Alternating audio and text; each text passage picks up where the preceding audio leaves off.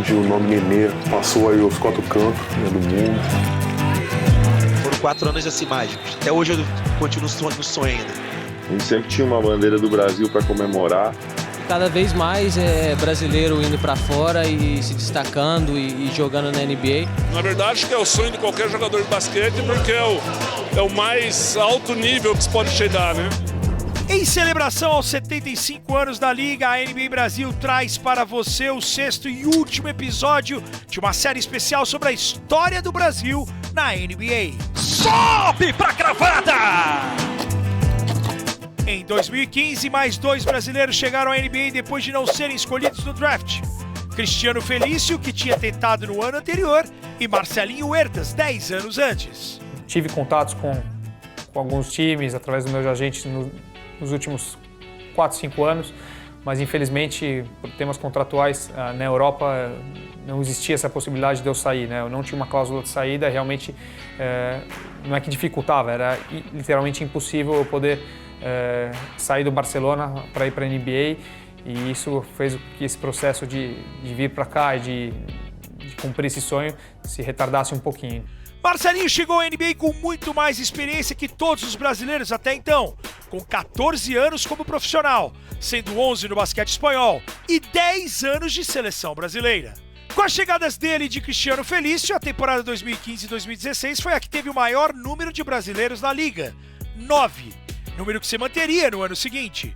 Nenê estava no Washington Wizards, Leandrinho no Golden State Warriors, Anderson Varejão no Cleveland Cavaliers, Thiago Splitter no Atlanta Hawks, e ainda havia Lucas Bebê e Bruno Caboclo no Toronto Raptors e Raulzinho no Utah Jazz. O pessoal da liga, da própria NBA, sabe do potencial que existe aqui no nosso país, e cada vez mais existe a possibilidade de jogadores jovens continuarem indo para lá, ou até jogadores, como foi o meu caso, de mais tarde.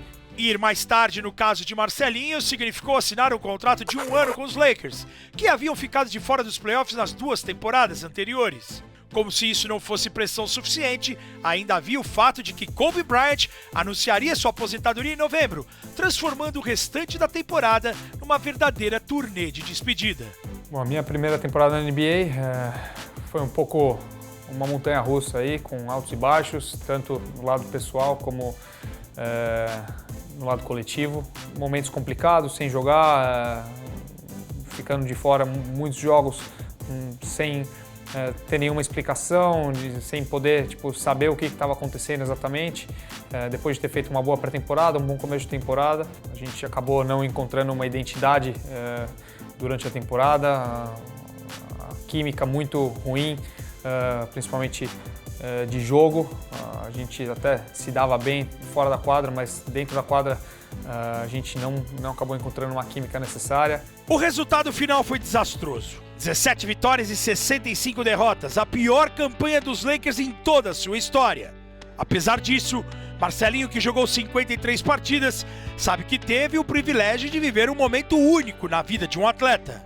Olha, ter passado essa última temporada junto do Kobe Bryant foi uma experiência única, um privilégio que poucos tiveram, e eu sou uma pessoa que acho que tive muita sorte de ter essa oportunidade, né? Lógico que em termos esportivos talvez não tenha sido a melhor das experiências, mas só de poder estar ali do lado dele e acompanhar as despedidas, as homenagens, ver o carinho que o público tem por ele e o que ele fez pelo basquete, o reconhecimento, é uma coisa fora do comum, e a verdade é que poder ter visto tudo isso de perto, de dentro, é impagável.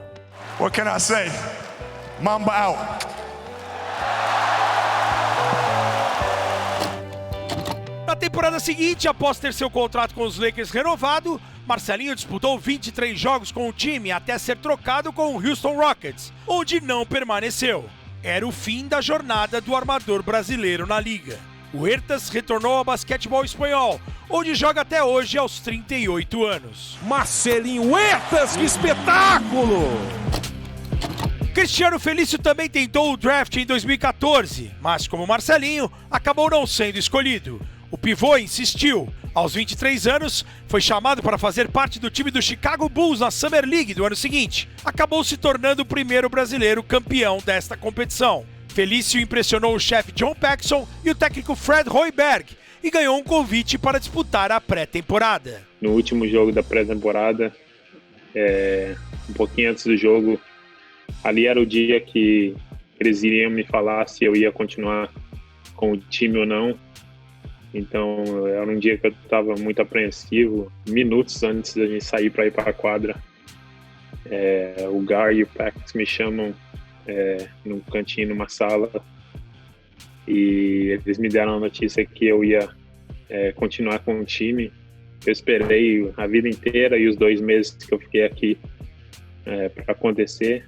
Aí fui pro jogo e não conseguia parar de sorrir o jogo inteiro. Vencido o desafio de entrar para a NBA, Cristiano Felício ainda teve que encarar a Liga de Desenvolvimento, até entrar de vez antes do esperado para a rotação de Fred Hoiberg, também estreante no Chicago Bulls. Com certeza foi uma temporada muito boa para mim. No começo eu não vinha jogando tanto, mas alguns jogadores acabaram se machucando e eu fui ganhando mais tempo de quadra e consegui fazer grandes partidas nos últimos 2 meses e com certeza para mim foi muito bom. Felício teve números modestos em apenas 31 jogos, mas no último mês da temporada, quando teve o dobro de tempo de quadra, o brasileiro elevou suas médias para quase 8 pontos, 6 rebotes, 1 assistência e 1 toco, deixando ótima impressão. Felício para enterrada! Ah, que ufanismo gostoso! Nas vitórias sobre Cleveland Cavaliers e New Orleans Pelicans, Felício marcou 16 pontos em cada um dos jogos e converteu 13 de 15 arremessos no total. Parecia claro que o brasileiro tinha um futuro brilhante nos Bulls. Os torcedores acabaram se apegando um pouco a mim e me apelidaram de Brazilian Beast, que é a fera brasileira, e com certeza isso marcou demais, porque é o meu primeiro ano lá. E eu não estava esperando nem jogar e acabar a temporada do jeito que eu acabei foi muito bom para mim. Na temporada seguinte, Felício disputou 66 jogos, mostrou evolução e recebeu dos Chicago Bulls um novo contrato de mais 4 temporadas. Contra o Felício, aqui não! Aqui é Brasilzão, neném! Em seus 6 anos em Chicago, Cristiano só chegou aos playoffs uma vez e passou por 3 técnicos diferentes. Quando o contrato com os Bulls chegou ao fim, o pivô da seleção brasileira foi jogar no basquetebol alemão. Depois de 5 anos sem que um brasileiro fosse escolhido no draft, o ala de Lousada, de 19 anos, foi a 35ª escolha em 2019. The Atlanta Hawks select Didi Lousada from Cachoeiro de Itapemirim, Brasil. Só ia ficar tranquilo depois que meu nome fosse chamado. Então, depois que meu nome foi chamado, minha mãe estava do meu lado. Ela ficou muito contente, chorou bastante. Eu também chorei muito depois, porque era um sonho desde pequeno que queria realizar e consegui realizar esse sonho. Com 19 anos, Didi tinha apenas 2 temporadas como profissional em Franca, antes de ser escolhido no draft pelos Hawks, que o trocaram com os Pelicans. O time de Nova Orleans então o mandou para o Sydney Kings da Austrália, um acordo de cooperação entre a NBA e a Liga Australiana. Depois de 2 anos, Didi finalmente assinou com os Pelicans no fim da temporada passada, quando atuou em 3 partidas. É o Didi doutrinando, que ação maravilhosa! Didi foi trocado em fevereiro com o Portland Trail Blazers e tem contrato com o time até o final da próxima temporada. Bom, minha expectativa é grande, é time novo, cidade nova, poder aí dividir a quadra com um dos caras que eu sou fã, que é o Damian Lillard. Poder jogar e pegar um pouco do conhecimento do Joe Ingles, que é australiano, né? Que no futuro eu possa ajudar o time aqui a ganhar jogos, ir para os playoffs. Eu ainda sonho com o título da NBA, né? Quero ser aí mais um brasileiro a ganhar um título da NBA. Então, tem futuro muito promissor. Man, he's a great guy, great teammate. I mean, a great person all around. I love his game. He doesn't complain. He plays hard. He plays, just as hard on defense as he does on offense.